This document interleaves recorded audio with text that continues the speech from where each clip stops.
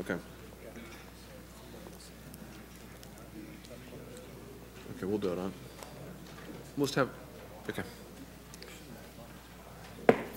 All right, we call this meeting back to order. Let's come back with public comment. I think we had Mr. Wellington was first, and then we go down the list, whoever has number, well, either 8 or 9 listed.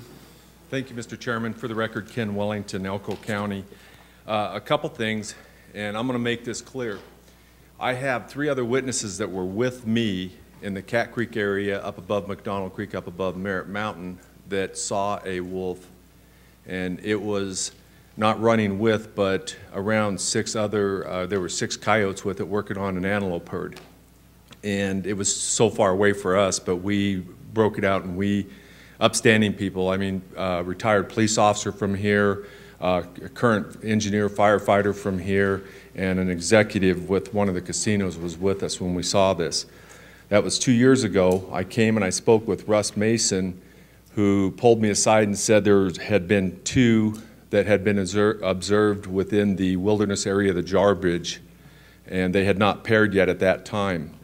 Last year, Mr. Morai came forward to our board with the possible sighting of 7 or 8, I think, in a pack, and maybe Larry Gilbertson, I can't remember exactly, but I think that's what he said. That was up out of the jackpot area up in there. Our board is basically asking you to take a proactive approach on this, and if that means some type of management plan, then that's what we're asking you to do, is to come up with something before we get behind on this. We've been that route with other things, and if the proactive approach for us seems to work. And with that, I'll leave it. Is there any questions? Thank you. All right. Who else we got?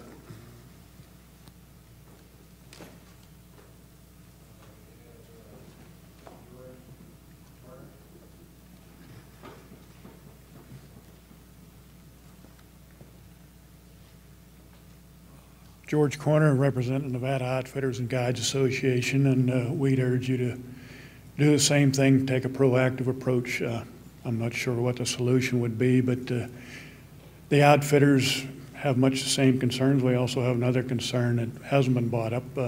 Hound hunters are really getting hit hard. Montana, Idaho, and Wyoming. It's canid. Wolves are destroying hounds, and we don't want them here in Nevada, but we need to do whatever we can do to keep them out. And if going to predator status, I understand Mr. Macbeth's concerns, but again, I know Jerry has right there, he don't care how they do it in California, but you look at the marijuana law there, I think if we educate the public that the predator status in Nevada isn't gonna preclude them from being prosecuted violating a federal law, well, it might be the way to go. Thank you.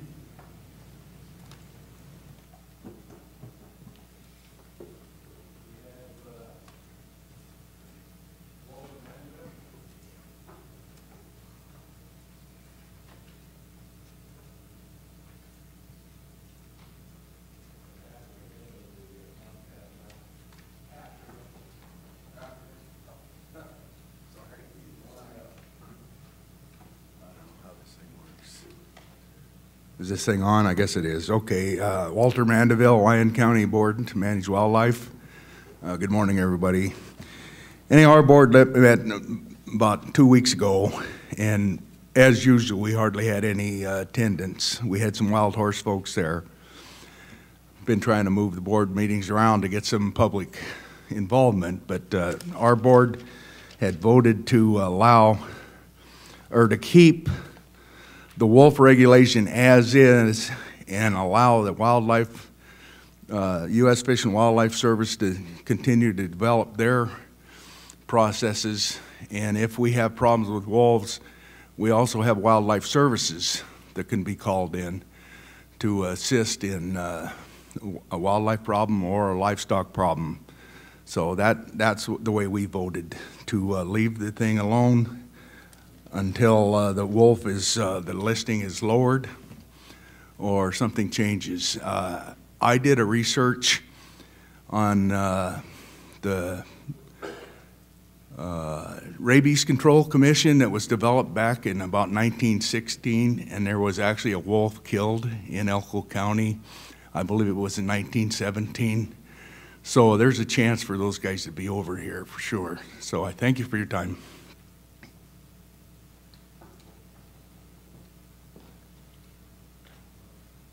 For the record, Tom Casanelli with Humboldt County. I will not be speaking for Humboldt County as due to 3 of our members coming down with the flu. We didn't have a quorum at our meeting, so I'll be speaking for Tom Casanelli. And at our meeting, we discussed this. We didn't really have a meeting, but at our discussion, we discussed this, and I think we got a real opportunity at this time, listening to Bob. And I think it would be really harmful to change this to a predator at this point in time. I think we should try to get the state delisted. I think he mentioned right to us that we have an opportunity, and I think this board should go to the Fish and Wildlife Service and petition them to delist the wolf in this state and get that done immediately, because what we're doing here, I guarantee you, will do no good. I mean, if they keep this animal listed and we lose this opportunity to get them delisted in this state, and they keep it listed, we're really going to hurt the sportsmen of this state, because wolves are going to be endangered, and on an endangered species list, we're going to get nailed. I mean, they're going to come, and we know they're going to come and at some point in time. So I would hope this board would really jump on this opportunity and try to petition the wildlife, the feds to delist this animal in this state right now. And then at that point in time, we can go back, and then we can make him a predator, and we'd have control over the species as a state.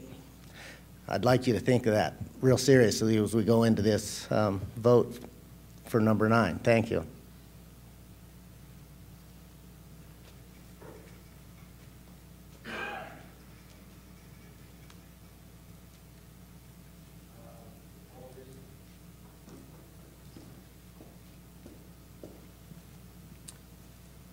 For the record, Paul Harris, Clark County Cab.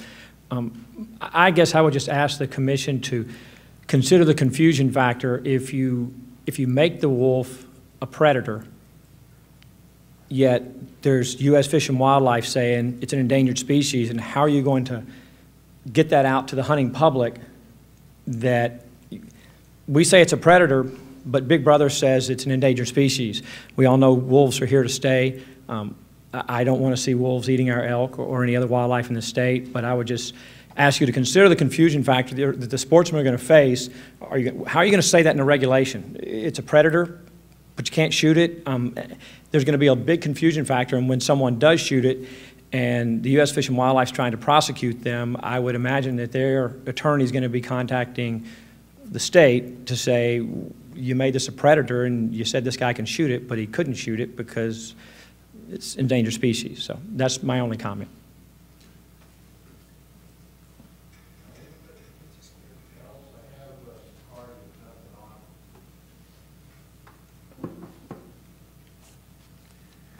Rex Flowers, Washoe County.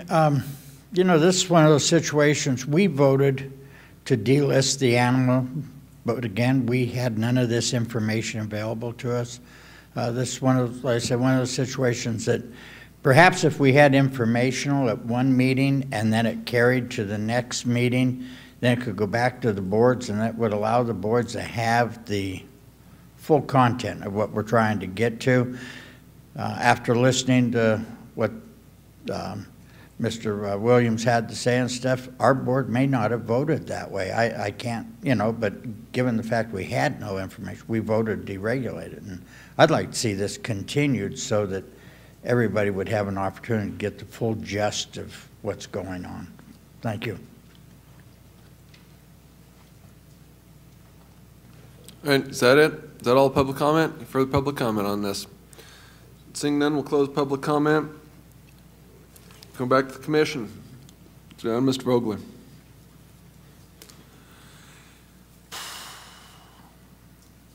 At some point in time, we have to talk about the sovereignty of our state. And that's the issue for me. If it's a game animal and we can't hunt it, what's the point? But maybe if we take a more confrontational view of things, then we will at least have an audience with somebody, because once the U.S. Fish and Wildlife Service gets one breeding pair found in this state, then it becomes an employment situation. How many more people can we send to Nevada? It'll be their own little stimulus package to provide employment for people to follow around the breeding pair. That's my take on it. Draw a line in the sand and stick by it. No matter what it is, they're saying that we're not able to regulate, but it's not a migratory animal. And as I said here right now, there are 2 moose north of Wells. That's not too bad. I don't mind moose. But last winter, a trapper friend of mine found some tracks and some scat, of which was obviously either the largest black bear on earth or a grizzly bear has wandered into northeast Nevada out of Idaho. Now, you guys want to address that one too? So why don't we draw a line in the sand? Nobody in Florida or Oklahoma is probably going to have to address this issue. Maybe we could send, because it affects all 48 lower states, maybe if we find wolves, we can send them to Florida or Oklahoma or New York. Central Park would be a great place for them. They had them there before. So let's draw a line in the sand, boys. They're not going to let us do anything with them, whether we call them a game species and can't hunt them or call them a predator, and if we shoot one, they'll arrest us. Thank you. Let's start, anybody else down here? Comments? Okay, start down at the end and we'll move back to middle. Okay, Mr. Macbeth. Listening to Mr. Williams, I think we've been given an opportunity to embark upon a process that will keep wolves out of the state of Nevada. I don't think there's anybody on this commission, I think Mr. Capurro said it, that nobody wants wolves in the state of Nevada. It's going to be devastating to our elk herd, and so we clearly don't want it. It seems from that discussion that he is indicating that if we approach the U.S. Fish and Wildlife Service, that we can get a plan in place to get the state of Nevada carved out of the rest of the Rocky Mountain states that are basically dealing with this problem. I'd jump on that. I think we need to move vigorously to get a plan in place. I don't know what the answer is with regard to how we, as the Nevada Wildlife Commission and the state of Nevada, should classify wolves. That should be part of the discussion that we have with the U.S. Fish and Wildlife Service, and whatever the best mechanism that comes out of that discussion for dealing with how to deal with a wolf that does come into the state of Nevada, whatever the best mechanism is what we should put in place. I just think we send a bad message, and if the U.S. Fish and Wildlife Service comes into this commission meeting and tells us it's sending a bad message, then maybe we ought to listen and not send that message in any event. I understand state rights, but I'll guarantee you the federal government is all over this, and they're not going to go away. And I think the better approach is to work with them and to take them up on their offer. Let's see how serious they are about wanting to get us carved out of the rest of the states that are having this problem, and then have a mechanism in place to deal with the wolves when they do come, because I have a feeling they are coming just like everybody indicates. Okay, Mr. Howell? We'll have comments we'll move down here on comments, and then we'll come right back to you, apparently. Okay, Mr. Shrum, do you have anything? Well, it's obvious to all of us that we're not going to keep the wolf out of Nevada. The wolf is already here, and Idaho has a problem, and the wolf has as I understand, the wolf has a range of anywhere from 200 to 500 square miles, which means that You can have wolves anywhere from Las Vegas to Reno, all the way over to Wells. And we're going to have to go ahead and make a decision and do something and do it soon. Or we're going to have a problem, and then everybody's going to say, why didn't you do something? You saw this coming. Okay, we have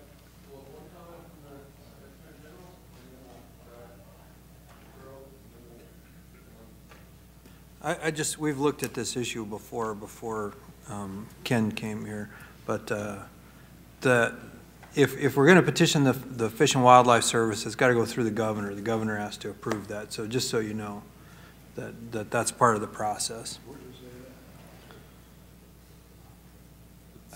Somewhere. okay. I don't have a I'll take his specific word- citation right now, His word on sorry. it. Mr. Capurro, and then we'll move down to Mr. Wallace. Thank you very much. Irregardless of whether you've confined it or not, I would expect that we should have the governor on our side in the fight for wolves, and I anticipate he would be. But here's two things. First of all, the first speaker indicated that that problem wolves could be handled by Fish and Wildlife Services. And I'm talking to Mr. Warren, that's his understanding verbally. But as with anybody out here, I can't imagine any of you would trust the federal government verbally for anything. And so I'm sure that if he were to get a call from Bob Williams to say they have a problem wolf in Ely someplace, or in that county someplace, that he would want to have something in writing that said that Fish and Wildlife Services, which is the responsible agency under the Endangered Species Act for wolves, he'd want something in writing saying, you told me to do it. He can speak for himself, but I'm sure that that's exactly what would happen. That still doesn't address the issue of the farmer or rancher or even someone who's threatened by his own personal safety is threatened by a wolf, and that's happened, and we've had people killed by wolves. As to whether or not you would be, in the process of doing that, you would be subjecting yourself to potential prosecution. Now, again, I don't trust the feds to tell me that, oh, we promised we would never prosecute you. The second thing, for Mr. Flowers, the item clearly would have to come back to the commission. You are on notice. This was the discussion to be held on to whether we'll do anything today. But if we were to adopt a regulation, then it has to come back on the agenda again. But what we're trying to do is give direction to the staff as to what type of activity we want to have. So you'll have your opportunity to look at it. You didn't get your information any quicker than we did, which was in the form of testimony by Bob Williams today. So we had no clue as to what he was going to say. The bottom line is that when anybody from government tells me, trust me, I'll take care of you, I start checking my wallet, my house keys, and whatever else I might have of value. I'm not sure if we just say nicely to Bob Williams, please, we're going to ask you to think seriously and work seriously towards delisting wolves in the state of Nevada. Would you please go try to do that for us? And unfortunately he left, so I'm not going to get any answer to this question. How long would that take? How seriously would it be taken? How seriously do people believe that we believe there is a problem with wolves in the state of Nevada? I don't think we can just get by with saying, pretty please, Bob, would you go to the Fish and Wildlife Service heads that be and the federal government, whoever has to approve that, and pretty please delist wolves in Nevada. I don't think that's going to work. But I think there is a way to do it by putting their feet to the fire. And with that, I'm going to cede whatever else time I have to somebody else. Okay. Mr. Wallace? Thank you, Mr. Chairman. I agree with a lot with what Commissioner Capurro has to say there. We need to do something, and petitioning them to get it delisted in Nevada would be a good start. Just by changing the classification in Nevada, to me, that's not going to change anything for the future. All that's doing is putting more paperwork that's going to do nothing to help the farmers, the ranchers, the sportsmen, the elk, anything for the state of Nevada other than creating more paper. If we could get a petition them to actually take action to where Nevada would be able to change it to a non-game animal, then maybe we could be somewhere. But just by changing it, the status, I see that as a complete waste of everybody's time at this point. So I would like to see us petition Fish and Wildlife Service to take it, delist it from Nevada or remove us from that listing. That's where I'm at with this, and I could support that, but I can't support just changing the status in Nevada because I feel it doesn't do anything to benefit anyone other than to waste some paper. Thank you. All right. Is that okay, Mr. Calvin? Then we'll move right back down to Charlie. Thank you, Mr. Chairman. Just briefly, I want to echo several other commissioners' response to it's really imperative that we petition the Fish and Wildlife Service and try and get this get Nevada delisted or an exemption or whatever the proper federal bureaucratese is. And we really have to jump on this opportunity because now's definitely the time. Thank you.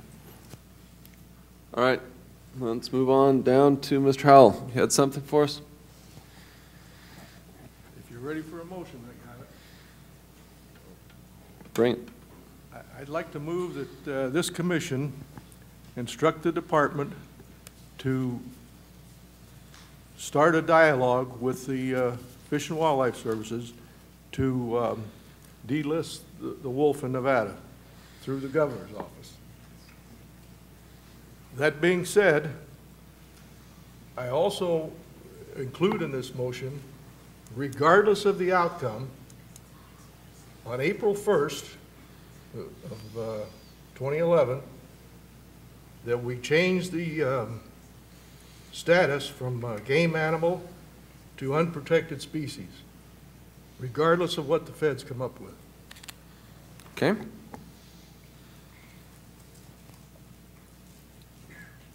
I'll second. Second. Okay, it's been properly moved and seconded to go through, instruct the department to, let me try to get this, to delist, petition the service to delist Nevada from, delist gray wolves from Nevada. And also, as of April 1st, we will change NAC 503.035, and under that, under item E, would be listing wolf, which is the unprotected mammal, and remove it from, what would be 503 dot, what is it, 020, which is game mammal. Okay. Go ahead. Question? Mr. Chairman, is that going to do what we want to do? Basically, the wording would be that we've never had wolves in the state, and et cetera, et cetera. And is that what we want to do? We're giving them till April of 2011 to respond. Is that what is that the motion? Okay, I think that's the motion. It's not part of the motion. Okay. I'm just trying to, we're trying to clarify the motion. I don't understand it completely. I was suggesting an amendment to the motion. I'm somewhat confused as to what the motion is now. Okay. Repeat, please. Can I repeat it? Okay. I move that this commission instruct NDOW to start a dialogue with the feds to delist the wolf in Nevada. And petition. All right? Okay. Did you interrupt me? Petition the feds to delist the wolves in Nevada. Okay. And regardless of the outcome, we're giving them 6 months plus, regardless of the outcome, April 1st of 2011, we changed the category from game mammal to unprotected species. Okay. Okay, that's restated. Is that correct? Second motion? Okay. Any questions on this motion? Is it clear? Okay, we had a question on the motion at the end, and then we had another question here. Okay, so in effect, we'll take up the issue of a regulation to change the status on April 1st. After April 1st, are we going to vote on changing, doing a regulation now to change it effective April 1st? Go ahead, and we'll see if we can clarify that. My understanding, and I have a question for the DAG, and that is, can we make a regulation effective at a future date? They do Well, it in there's two answers to that question right now. Because we're coming up on a legislative year, it's only going to be a temporary regulation anyway. You can't adopt a permanent regulation until after the legislature leaves town. The second is you can specify that effective date, but unless it's been through all the process and been approved, and you know, because if you have a regulation that doesn't go through all those steps, it's invalid. And so as long as you can get through all those steps before the date you specify, then yes, I think you can. Okay, thank you. Okay. To continue with what my, the intent, as I understood the motion that I seconded, was that we would adopt a regulation. It's two-part, if I understand correctly, and Charlie can correct me if I'm wrong. It's two-part, that you would draft a proposed regulation to declassify wolves to a unprotected species status as of April 1st, 2011. That's the first part. The second part is instructions to the NDOW to petition Fish and Wildlife to delist the state of Nevada with respect to wolves. So the regulation we would be acting on at the next meeting or whatever meeting following that would be ahead of the date that the effective regulation would take effect. But it's basically, my understanding of it is to try to put a little heat on the feds to deal with this issue. Thank you. All right, we've got a motion, second on the floor. Is the motion clear to everybody? Clear? All in favor of the motion, signify by saying aye. Aye. All opposed? Okay, motion passes unanimously. Mr. Vice Chairman? Mr. Chairman, I'd like to make a motion to suspend the rules to move item 13 next on the agenda.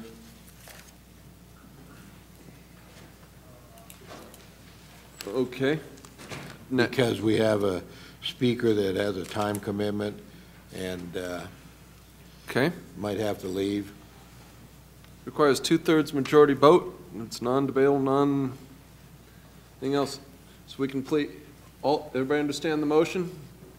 We need to vote on whether or not we suspend the rules to move item 13 to the very next item.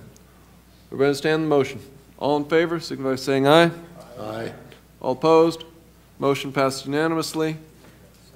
Oh, does it need a second? Second. Okay, it was seconded whether it needed or not. Second would be Mr. Vogler. All in favor once again after a second? Aye. Aye. Okay. All opposed? Just in case. All right.